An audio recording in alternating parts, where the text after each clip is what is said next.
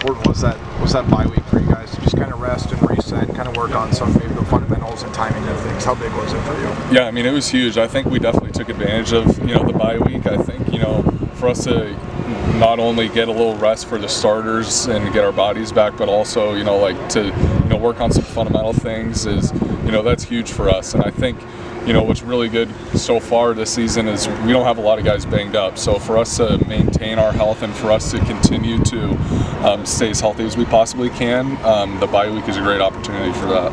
Do you suspect that some of the guys from Ohio State are going to remember where you played?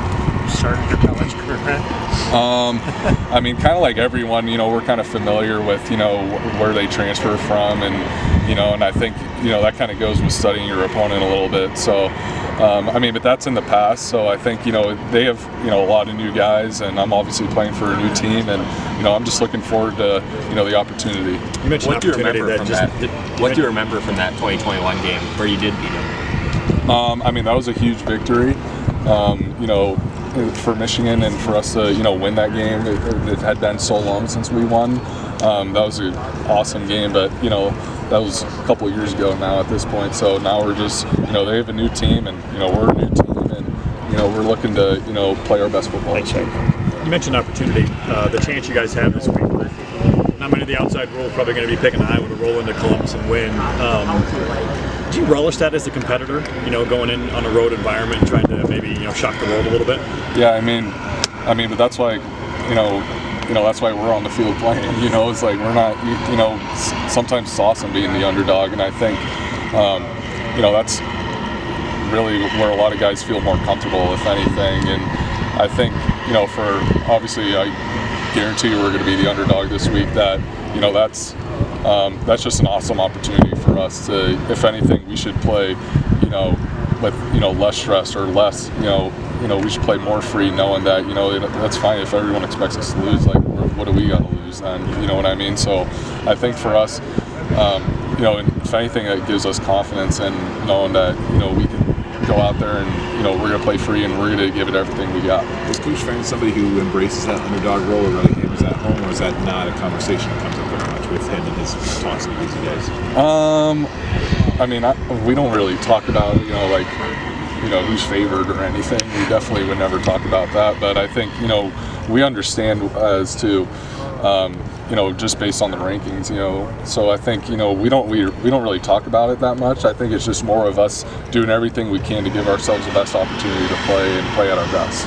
Coach Lester talked about bye week about just the limited time you guys have had really working with the offense. How important was last week to you guys just to continue to develop? Yeah, it was huge. I think for a lot of us, we were able to, spend a lot more time with Indy and stuff like that instead of, Friday we did a little bit more competitive work as far as just, starting defense versus starting offense. But I think overall, the entire week was really just, a focus on the fundamentals, and for us to, whether that's going against the defense or us just working by ourselves. I think last week was huge, and I think, as the season goes on, we constantly want to get better every single week, and even if it's a bye week, I know we have another bye week coming up here in 6 weeks, so for us to take advantage of even the times that we're not playing to still get better is going to be huge for our team. What do you like about going on the road, especially to a loud environment like Ohio State? Yeah, I think that's kind of like, what you dream of as, when you're envisioning yourself playing in college football, and you envision yourself playing in hostile environments and big games, and I think those are the ones that you look forward to most. And every single game counts, but it's even cooler when it's a sold out crowd, and and I think for every guy, those are the opportunities that you look forward to, and we definitely have one this week. So I won't ask you to pick a favorite, but can you compare scoring a touchdown on the road to scoring a touchdown at Kinnick Stadium? It's different because obviously it's dead silent in one, and then it's pretty loud in the other. So it's pretty fun, but I don't really necessarily have. As long as we're scoring touchdowns, that's what I like. The Buckeyes have a great defense. What is the key for this offense this week to try to control the clock, get the ball downfield? What do you guys need?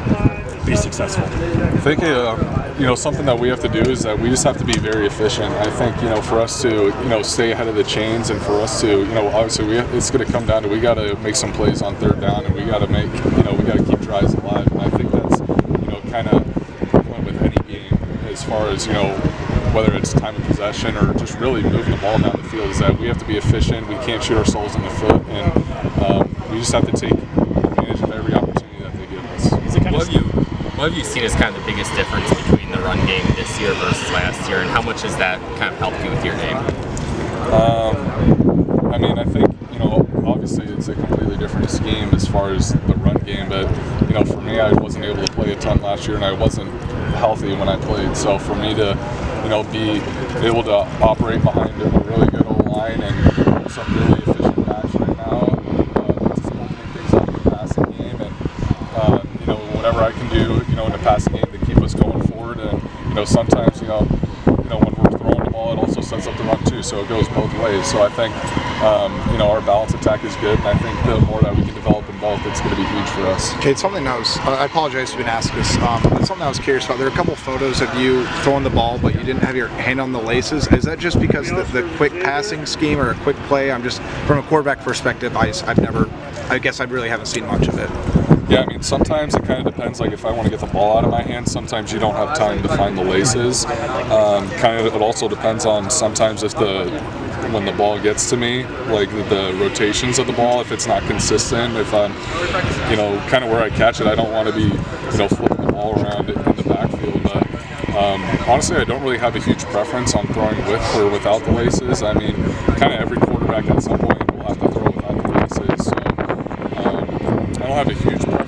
Obviously, if I can find the laces, that's nice, but it's not the end of the world if I don't. Does it take some time to get used to that, or kind of when did you get comfortable and when did you kind of start learning? Because again, I haven't seen it much before. Yeah, honestly, like I started doing that pretty early in my college career. That really when I was coached, like you got to get the ball out faster. And there were times that we're doing drills, and we were doing all kinds of different drills as a quarterback on getting the ball out, or everything we do, we've practiced at some point. So really, when I was early in my career, when I was learning how to get the ball out faster, whether it's like quick screens or something, or RPOs, and I don't have time to find the laces. That was something that I had to develop and something that I had to get better at, because really before that, I never, like in high school, I never considered throwing the ball without the laces. So for me to, gain that, learn how to do that, I think